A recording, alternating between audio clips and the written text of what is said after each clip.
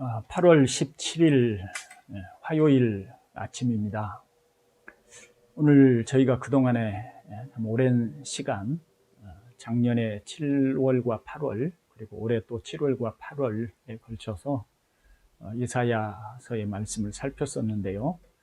오늘 이제 그 마지막 시간으로 이사야 66장 15절부터 마지막 24절까지의 말씀입니다. 성경을 펼쳐 보시고요. 함께 봉독하겠습니다. 15절부터 봉독합니다. 보라, 여호와께서 불에 둘러싸여 강림하시리니 그의 수레들은 해오리 바람 같으리로다. 그가 혁혁한 위세로 노여움을 나타내시며 맹렬한 화염으로 책망하실 것이라. 여호와께서 불과 칼로 모든 혈육에게 심판을 베푸신즉 여호와께 죽임 당할 자가 많으리니 스스로 거룩하게 구별하며 스스로 정결하게 하고 동산에 들어가서 그 가운데에 있는 자를 따라 돼지고기와 가증한 물건과 쥐를 먹는 자가 다 함께 망하리라. 여호와의 말씀이니라. 내가 그들의 행위와 사상을 아노라. 때가 이르면 문 나라와 언어가 다른 민족들을 모으리니 그들이 와서 나의 영광을 볼 것이며 내가 그들 가운데에서 징조를 세워서 그들 가운데에서 도피한 자를 여러 나라 곧 다시스와 뿔과 활을 당기는 눕과 및 두한과 야발과 또 나의 명성을 듣지도 못하고 나의 영광을 보지도 못한 먼 섬들로 보내리니 그들이 나의 영광을 문 나라에 전파하리라. 나 여호와가 말하노라. 이스라엘 자손이 예물을 깨끗한 그릇에 담아 여호와의 집에 드림같이 그들이 너희 모든 형제를 문 나라에서 나의 성산 예루살렘으로 말과 수레와 교자와 노새와 낙타에 태워다가 여호와께 예물로 드릴 것이요 나는 그 가운데에서 택하여 제사장과 레위인을 삼으리라. 여호와의 말이니라. 내가 지을 새 하늘과 새 땅이 내 앞에 항상 있는 것 같이 너희 자손과 너희 이름이 항상 있으리라. 여호와의 말이니라. 여호와가 말하노라. 매월 초하루와 내 안식일에 모든 혈육이 내 앞에 나와 예배하리라. 그들이 나가서 내게 패여간 자들의 시체들을 볼 것이라. 그 벌레가 죽지 아니하며 그 불이 꺼지지 아니하여 모든 혈육에게 가증함이 되리라. 아멘. 이사야서 마지막 부분입니다. 이사야서를 지난 7월과 8월 그리고 올해 또 7월과 8월에 이렇게 살펴보면서 참 너무나 복되고 아름다운 말씀이구나. 이처럼 이사야서가 놀라운 말씀을 전하고 있는지 새삼스럽게 또 다시 느끼게 되었습니다. 이사야서는 하나님께서 자기 백성들의 타락을 심판하실 것과 그리고 회복하실 것을 말씀하고 있습니다. 그런데 이 회복이라고 하는 것도 바벨론의 포로로부터의 회복뿐만 아니라 영광스러운 천국으로의 소망이 제시되어 있습니다. 특별히 이사야서에는 고난의 종으로서의 예수님의 사역이 가장 소상하게 애연되어져 있고요. 천국에 대한 이상이 가장 아름답게 제시된 성경이라고 할 수가 있겠습니다. 이제 이사야서 마지막 예언의 주제를 살펴봅니다. 심판과 구원의 복음. 이것이 오늘 본문의 주제라고 하겠습니다. 먼저 15절부터 17절까지는 이스라엘과 만민에 대한 하나님의 심판이 말씀되고 있습니다. 먼저 15절을 함께 보실까요? 보라, 여호와께서 불에 둘러싸여 강림하시리니 그의 수레들은 해오리 바람 같으리로다. 그가 혁혁한 위세로 노여움을 나타내시며 맹렬한 화염으로 책망하실 것이라. 아멘. 일반적으로 성경에서 불과 해오리 바람 그리고 화염과 같은 단어들은 하나님의 임재하심을 나타낼 때 사용하는 용어들입니다. 하나님이 불 가운데 쌓여서 영광스럽게 그리고 강하신 하나님으로 강림하실 것입니다.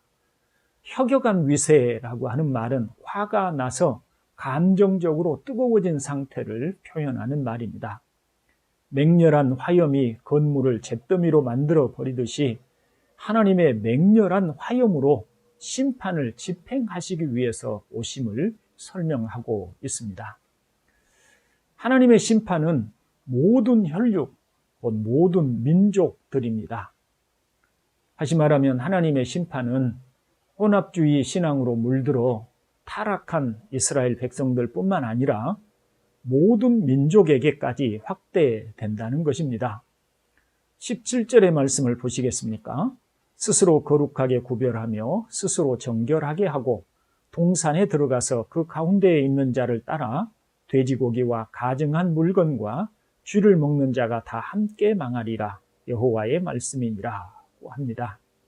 이것은 자신들의 신에게 제사하기 위해서 스스로를 정결하게 하여 제사하는 모든 우상 숭배자들을 말을 하고 있고요. 그들이 바로 심판의 대상이라고 하는 것입니다. 여러분, 구원이 있다는 말은 심판이 있다는 말과 동일합니다. 어떤 사람들을 구원하신다고 하면 나머지는 심판하신다는 말이 되는 겁니다. 심판이 없다면 구원도 없는 것입니다. 그리고 하나님의 심판은 명백히 구별됩니다.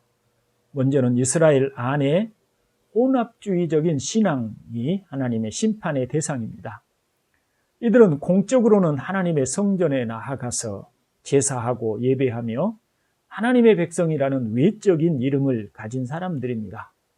그러나 개인적인 삶에서는 자신들의 사욕을 따르며 하나님의 말씀을 따르지 않습니다. 하나님께서는 사람의 내면을 감찰하시기 때문에 그가 진심으로 하나님을 공경하는지, 그가 예배하고 제사할지라도 참으로 하나님의 말씀을 따르고자 하는지를 보시는 분이십니다. 그런 하나님께서 혼합주의를 보시면 가증하다고 하시는 것입니다. 그래서 심판하십니다.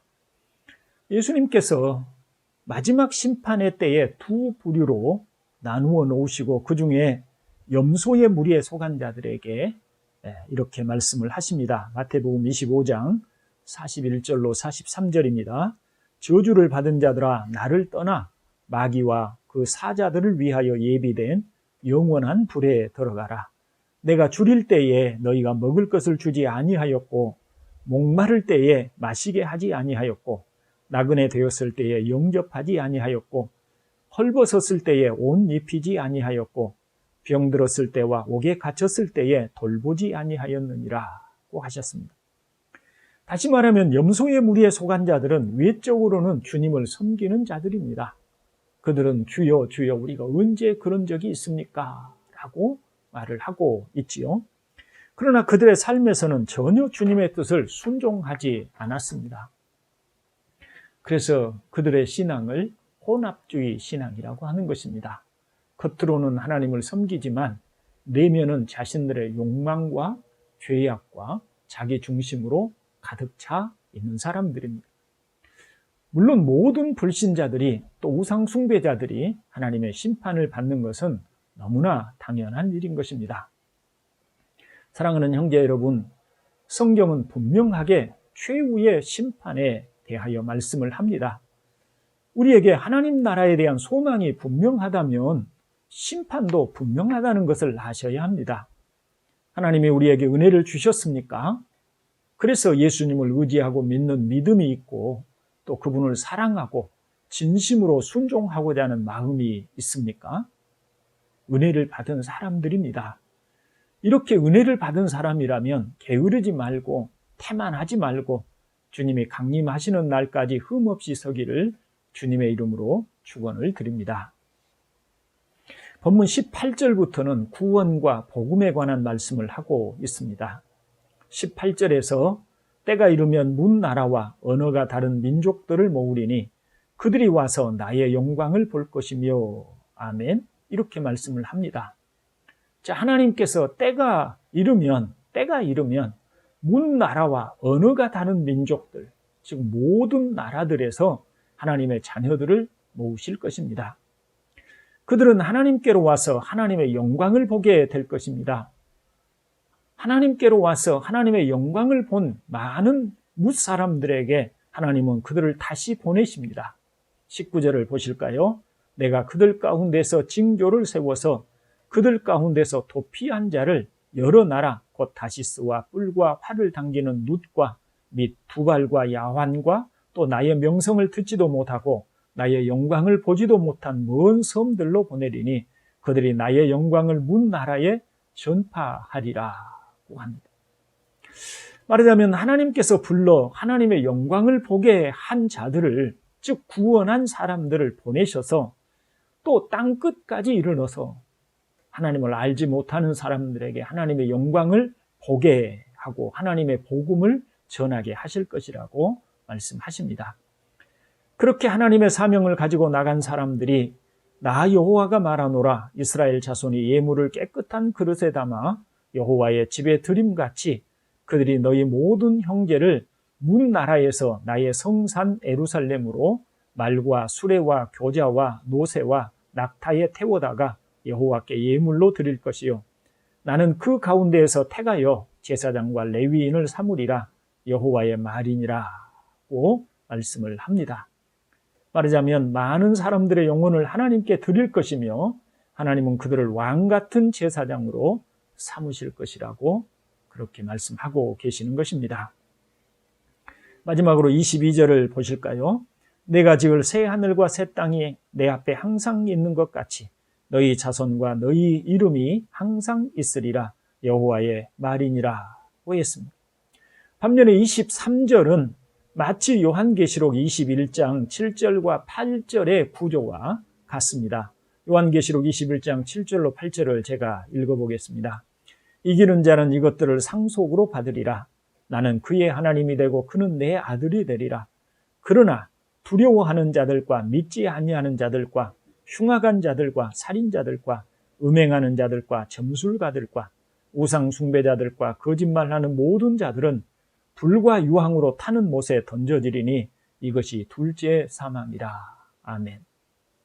사랑하는 형제 여러분, 지금 우리는 이사야의 예언이 이루어지고 있는 현장에서 살고 있습니다. 지금으로부터 약 2800년 전에 이사야가 예언한 내용이 마치 지금 우리 눈앞에 펼쳐지고 있는 예언의 성취를 보고 있습니다. 우리가 바로 먼 나라, 먼 백성들이었습니다. 우리가 바로 각종 섬들에 살고 있는 사람들이었습니다.